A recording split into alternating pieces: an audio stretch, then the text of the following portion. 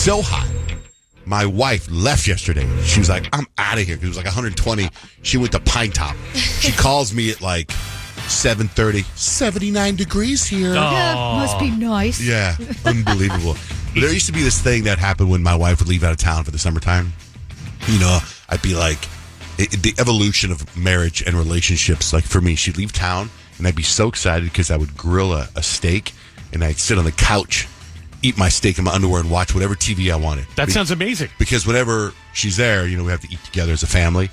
But when she's gone, it's all me, right? So now the evolution is she's gone, and I'm all excited because I can sleep with my oxygen tank. I have an oxygen tank, but the machine makes too much noise, so she can't handle it. So when she's gone, I turn on it. Goes.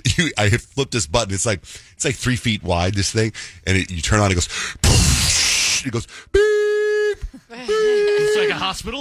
Yeah, it's a hospital oxygen tank. And I have it hooked up, but I wear noise-canceling headphones, so I put those on. So you don't hear the oxygen tank? I don't hear it, and I got all this oxygen, and now I'm like pumped. How do you get the oxygen, like little things in your nose with your sleep mask on? It goes through my mask. I have it hooked up. Wow. Why do you have extra? Why does just a normal person have an oxygen tank? Oh, is this not normal? No. This is totally relatable. No, we talk to you like it's totally normal, but there's nothing about your routine that's totally normal. I know. I don't know.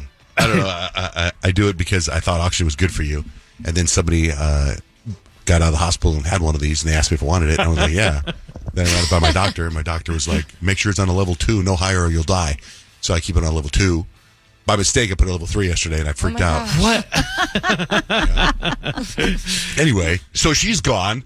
So I'm like, wake up this morning. I literally wake up to the Lizzo song in my head, and I'm like, I got oxygen in my body. Let's go. And it was like, it got 118 degrees here yesterday. It's trying to describe that to people who don't live in the heat. I say, when you walk outside and whatever top you're wearing feels like it's just on the verge of bursting into flames. And I'm not kidding. It's so hot just standing in the sun. I saw on the news yesterday a school crossing guard's shoes melted. Oh my gosh. The shoes literally melted. Oh my goodness. I'm sure that's happening with a lot of like kids that wear Crocs too, because it's like totally not a legit. And the Crocs burn can't hold up. In the heat. The burn clinic at the hospital is full of people who have just fallen on the pavement because the pavement's like 160 degrees. Oh my goodness. So you get these terrible burns. I actually have the audio of the guy.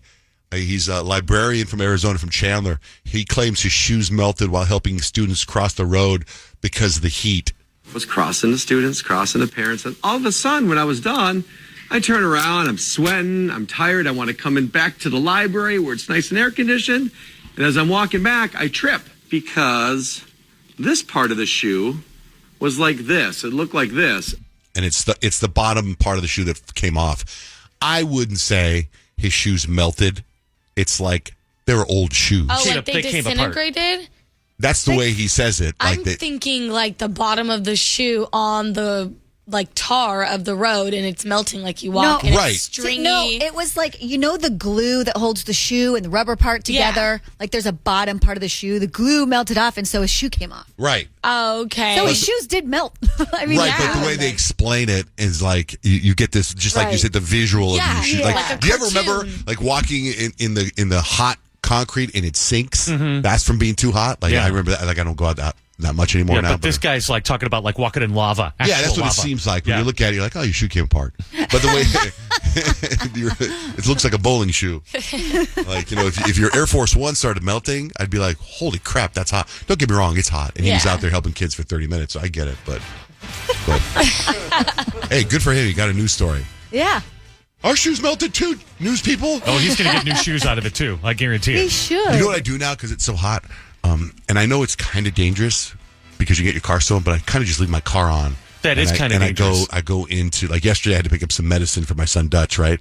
I go to CVS, I leave the car on because I know I'm not going to be in there very long. So I figure it's okay to leave the car on. What? I just feel like someone's going to drive off with your car. I know, but you can lock it too. If you keep the key, if I keep the key in my pocket, I can lock it. The only problem is when you walk away, the car goes, it has this big sound effect. It's like, hey, you're leaving and I'm still on. Yeah. And it's then like I'm about to get and stolen. then I'm like, I don't want people to look at me. Like, you know how you of course. So I'm like, oh my God, as soon as I walk, like I usually lock my car with the beep, beep, beep when I'm far away. But then when as soon as you close the door and you walk out with the key in your pocket and the car's on, like, God, people staring at me. Oh, hey man, this car's on. You can steal it. Anyway, it is hot.